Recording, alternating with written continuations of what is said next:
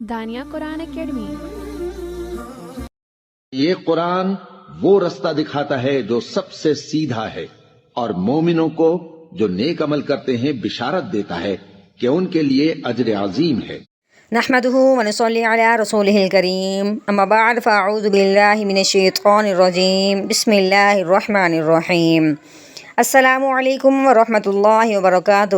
امید ہے آپ سب خیریت سے ہوں گے، انشاءاللہ جہاں ہوں گے ایمان اور صحت کی نعمت سے مالا مال ہوں گے۔ ہاں جی، تو آغاز کرتے ہیں ہم اپنے آج کے سبق کا دعاؤں کے ساتھ۔ تو چلیے شروع کرتے ہیں۔ اللہم صلی علی سیدنا و مولانا محمد وعلی آل سیدنا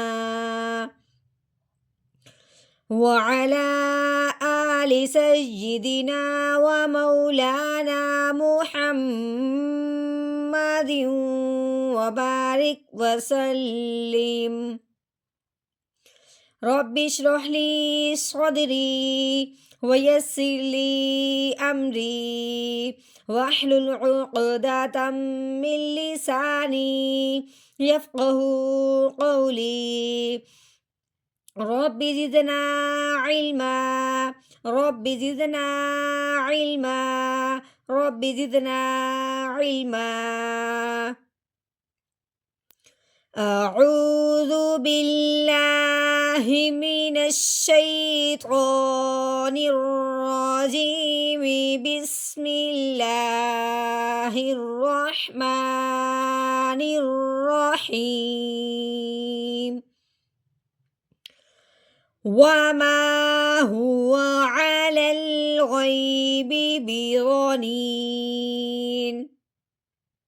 وما، واؤ کے اوپر زبر لگی ہوئی ہے تو کیسے پڑھیں گے؟ واؤ زبر وا کی وا نکالیں گے۔ میم کے اوپر زبر ہے، آگے کیا ہے؟ الف۔ الف سے پہلے حرف پہ جب زبر آ جائے تو اس الف کو ایک الف کے برابر لمبا کیا جاتا ہے۔ تو کیسے کریں گے؟ میم الف زبر ما، واما۔ ہا کے اوپر پیش، ہا کی آواز کیسے نکلے گی؟ ہا پیش ہو کی آواز نکالیں گے۔ واؤ کے اوپر زبر ہے، واؤ زبر وا، ہوا، واما ہوا۔ عین کے اوپر زبر ہے، عین زبر آ۔ آگے لام، لام کے اوپر زبر ہے لیکن یہ والی یا اور آگے الف یہ دونوں خالی ہیں، ان دونوں کو نہیں پڑھنا۔ آگے جو لام ہے، لام کے اوپر جزم آ گئی ہے، اس جو دال نما بنی ہوئی ہے اس کو جزم کہتے ہیں۔ یہ جزم جس حرف کے اوپر آ جائے اس حرف کو ساکن کہتے ہیں۔ اب یہ جزم لام کے اوپر آئی ہے، اس کا نام ہو گیا لام ساکن۔ اب ہم نے کیا کرنا ہے؟ اس لام کو اس لام ساکن کے ساتھ ملا کے پڑھنا ہے۔ کیسے؟ لام لام زبر لل، علل۔ غین کے اوپر زبر ہے، آگے یا ساکن ہو گیا، یہ دال نما جزم اب یا کے اوپر آئی ہے تو یا ساکن ہو گیا۔ جب یا ساکن ہو تو اس پہ کوئی نہ کوئی قاعدہ جاری ہوتا ہے، یا تو اس پہ مد کا قاعدہ جاری ہوتا ہے یا اس پہ لین کا قاعدہ جاری ہوتا ہے۔ یا جب ہم نے دیکھنا ہے کہ یہ لین ہے یا مد کا قاعدہ ہے تو اس کو سمجھنے کے لیے ہم نے پیچھے جانا ہے۔ یا ساکن سے پہلے حرف پہ کون سا اعراب ہے، یعنی کہ زبر ہے یا زیر ہے یا پیش ہے۔ اگر تو یا ساکن سے پہلے زبر ہے پھر یا ساکن پہ لین کا قاعدہ جاری ہو رہا ہے، کیونکہ لین کا مطلب ہے لفظ کو ہم نے نرمی سے پڑھنا ہے، کھینچ کے بالکل نہیں پڑھنا۔ اب یا ساکن سے پہلے کیا ہے؟ زبر۔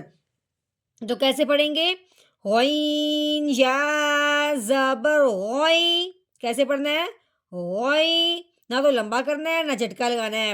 آگے با کے نیچے زیر لگی ہوئی ہے، با زیر بی، غیبی، علل غیبی۔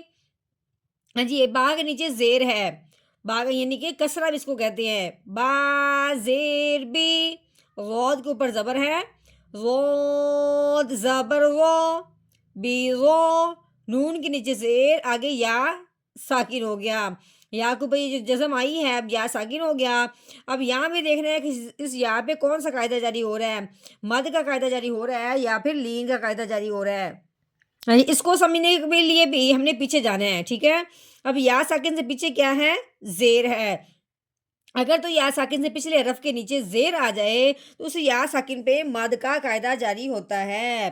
اب کیسے ہوا کہ جب یا ساکن سے پہلے زیر ہے، اب ہم نے نون کو جب یا ساکن کے ساتھ ملانا ہے زیر کے ساتھ، پھر ہم نے ایک الف کے برابر لمبا کرنا ہے۔ کیسے؟ نون یا زیر نی بیغانی، نون کے نیچے دو زیر، اب دو زبر ہوں یا دو زیر ہوں یا دو پیش ہوں اس کو تنوین کہتے ہیں۔ اب اس کے نون کے نیچے آگئی تنوین، ٹھیک ہے، کیونکہ دو زیر ہے۔ اب تنوین کو پڑھنے سے پہلے آگے دیکھتے ہیں جب حروف ہلکی آئے یا نہ آئے، لیکن یہاں پہ جب ہم نے دیکھا ہے آگے گول دائرہ ہے یعنی کہ وقف ہے۔ اب وقف کی صورت میں ہم اپنے آگے نہیں دیکھنا، اب ہم نے کیسے پڑھنا ہے؟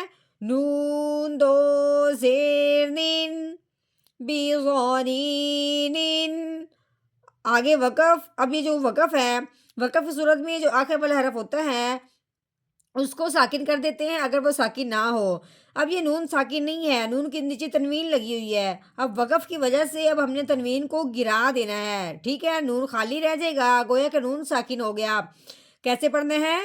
آگے وقف بیغانین بیغانین، وما هو على الغيب بضنين،